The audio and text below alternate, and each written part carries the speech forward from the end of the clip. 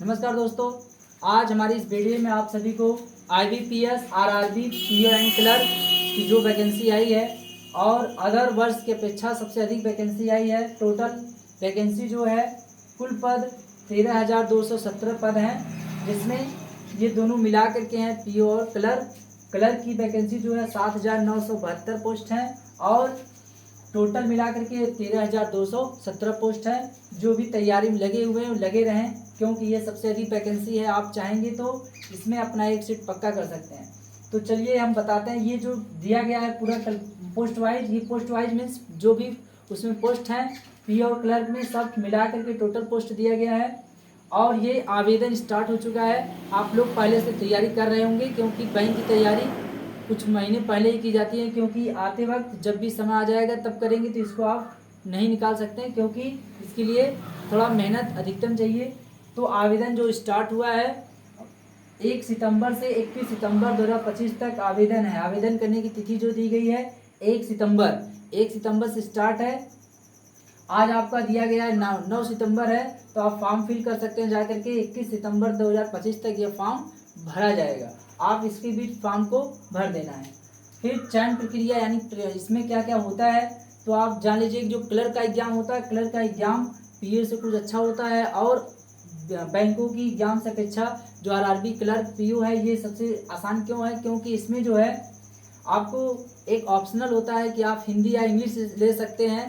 तो यदि आप इंग्लिश में कमज़ोर हैं या इंग्लिश से नहीं कोई फॉर्म फिल करना चाहते तो इसमें ऑप्शन दिया गया है हिंदी का, तो हिंदी का भी फॉर्म फिल कर सकते हैं।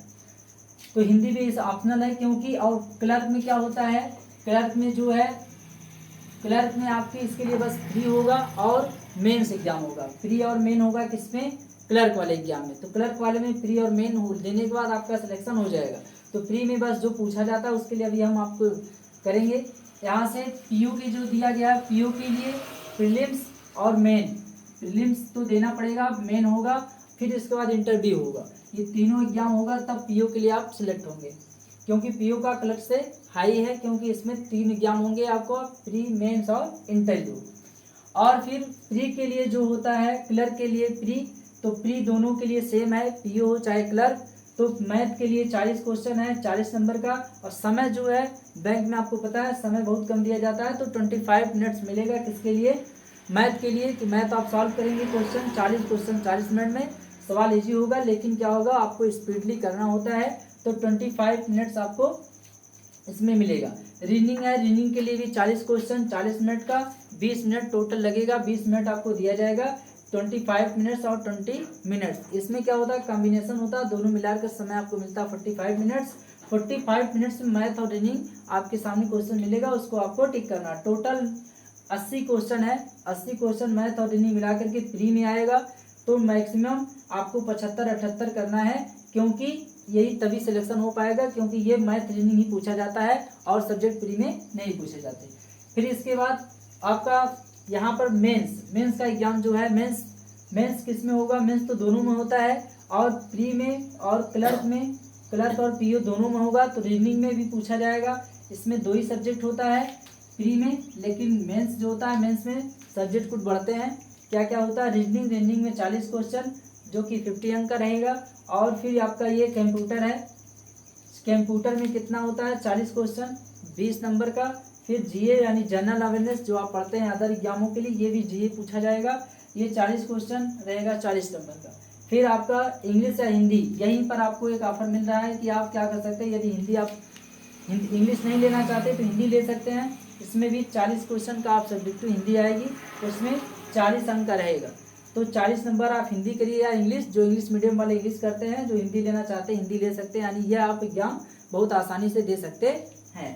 इसके बाद मैथमेटिक्स है, मैथ जो है 40 क्वेश्चन का, जैसे क्वांट उसमें पूछा था इसमें भी क्वांट पूछा जाएगा। 50 नंबर का क्वांट रहेगा, 40 क्वेश्चन रहेगा, 50 नंबर का रहेगा। इसमें सब वही आता है, डी आई पूछी जाती है। तो जो भी अर्थमेटिक प्रोग्रेशन और DI मिला करके क्वेश्चन होता है, थोड़ा हाई लेवल होगा। इसमें टोटल नंबर जो है 200 नंबर का रहेगा।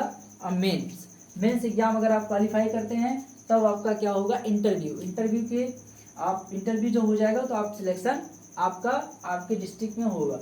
अब इसमें आगे देख लीजिए, कि प्रीलिम्स में reasoning plus quant 45 minute total लगेगा। अभी हमने बताया कि रीजनिंग और क्वांट मिलाकर 45 मिनट, और इसके बाद मेंस में रीजनिंग, क्वांट, इंग्लिश या हिंदी, जीके पूछा जाएगा, वही जनरल नॉलेज या जनरल अवेयरनेस, और कंप्यूटर के भी क्वेश्चन रहते हैं, क्योंकि बैंक से जो भी कार्य होते हैं सब कंप्यूटर द्वारा होते हैं, इसलिए कंप्यूटर के भी क्वेश्चन आपको पुटअप किया जाएगा। और एक जो खास चीज़ें हैं, आपको नेगेटिव मार्किंग है, जो क्वेश्चन आता होगा उसी को आपको लगाना है और कोई फालतू टिक नहीं करना है। 1/4 नेगेटिव मार्किंग है, यदि 4 क्वेश्चन आप गलत करते हैं तो 1 नंबर आपका काट लिया जाएगा। तो आप बहुत ही समझ बूझ करके इसको पढ़ना है, बहुत मेहनत तरीके से। अब इसके बाद इस एग्जाम को देना है।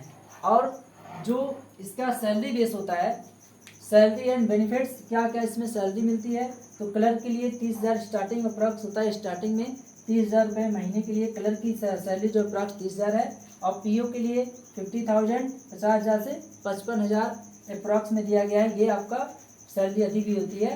तो ये क्लर्क की सैलरी है, ये पीओ की तो माने रखती है क्लर्क, क्योंकि क्लर्क में बस प्री होता है, मेंस होता है, कि पीओ में जो होता है तीनों एग्जाम होते हैं, इसलिए इसको आपको फिलअप करना है।